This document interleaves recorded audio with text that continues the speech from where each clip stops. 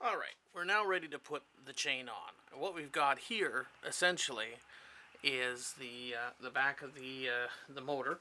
So you've got your crankcase cover. The bolts, by the way, we've torqued to 17 foot-pounds per the specs found online. We've gone and cleaned out all the inside and put it back together, remounted it, and now we are going to put on the clutch. So you've got your crankshaft coming out of there. I believe this has got a 5/16 bolt on it, so I've got one of those.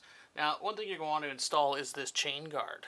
This is a chain clutch guard, basically to protect you from either putting your fingers in there while it's running, or from fly out and break out. If the clutch were to break or the chain were to snap or break, you know, it's going to hit here rather than hitting you in the arm or the face or the body or something to that effect. So get those in there. If you've got a ready-made one like this, great.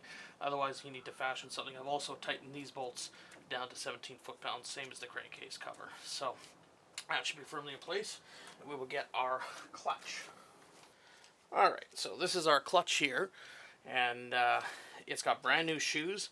Just ordered online, so it is ready to go for lots of service life. And basically just slip it on there. And then we've got our our crankshaft bolt with a washer that's big enough to cover the entire flange of the clutch. One thing you want to note is that inside here, this sleeve is like a copper, I think it's brass actually, a brass bearing sleeve is in there, and that does need to be lubricated from time to time. So you don't want to get lubrication in here, but you want to get it in that sleeve so that the clutch riding on top of it, has good smooth action and will not wear out. So we're simply going to put our bolt in the end of it and tighten it up. This, I believe, is calling for 30 foot-pounds of torque. And so in order to put 30 foot-pounds of torque on the thing, you're going to need to stop the flywheel from moving.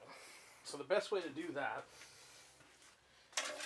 is by grabbing a long slot screwdriver such as this, and there's an opening in the top of your clone just between the flywheel gap. Find a spot where you can anchor your screwdriver in there. That's going to block the flywheel from moving, and then simply tighten it up. So that's got our 30 foot-pounds, and we're good to go. The clutch is on there. It's covered nicely by that washer. Yeah, ready for chain.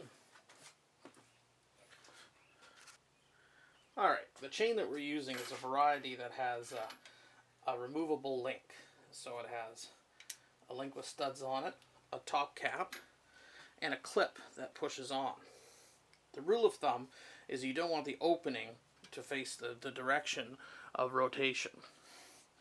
So, now if you didn't have one of these types of chains, if you had a normal chain that didn't have the link that could be removed, you'd either have to have a chain breaker, which allows you to push some of these pins out and get it to length, or you'd have to take the whole axle off, or at least one side, to get the chain in there if it wasn't broken.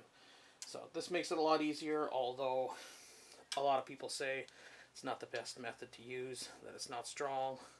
I haven't had a single problem with it. And so I am going to use it just out of simplicity's sake. So before we connect this, I'm just making sure all the parts are working well together. They are. Okay, so I'm going to take that link off, and I'm going to put it around. Now I'm going to turn it so that the link is on the outside, so that, it'd be easier if I have to remove it while it's on, the seat's installed and all that kind of stuff. The link will be facing out, so I can get my needle nose pliers in there. Alright, so we've got our link here. I'll put the end cap on, like so. And as I mentioned, we're going to have this facing backwards on there. Alright, so there's our link there.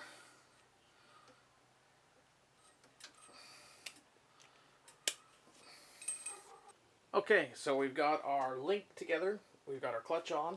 Now I've gone and tightened the motor mounts back up so the engine is sitting vertical. So you have our chain loosely hanging, and we're simply going to drape it over the clutch sprocket, and there you have it. Now with the mount loosened, we should be able to just pull that in tight. Now you don't want it super tight, but if you're just holding it by hand and you're not using any leverage or say a bolt that's pushing against the mount to tighten it, just pulling it with your hand and then giving it a tighten on your mount, which may affect that tension, should be enough. Right.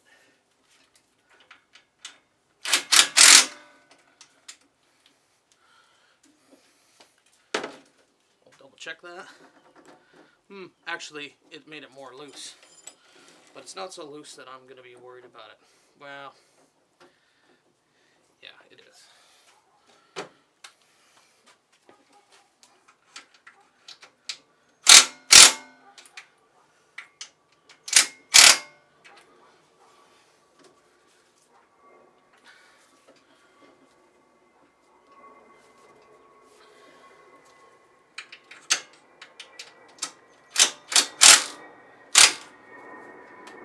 So I'm going to hold my hand there, tighten it up. Let's see what we get. There we go. That's nice. And just a note about chain alignment. You can go ahead and buy all sorts of fancy devices like laser aligners and that sort of thing that clip on the sprocket and shoot a laser towards your clutch sprocket and to show you if it's aligned or not. Now, you can go do that, or you can simply do this. Take a look at your sprocket in the chain and rotate your axle a good number of times, get the chain lubed, and turn it. If you find that sprocket is riding in the middle of those links, so it's not pushing up against one side and going to cause uneven wear on your sprocket and chain, then you're fine. Do the same thing up here. Check up here and make sure it's okay. If it's going one way or the other, you can adjust this sprocket in and out to make sure that it's lined up. When you've got it at a point where both sprockets are riding in the middle, then you're good to go.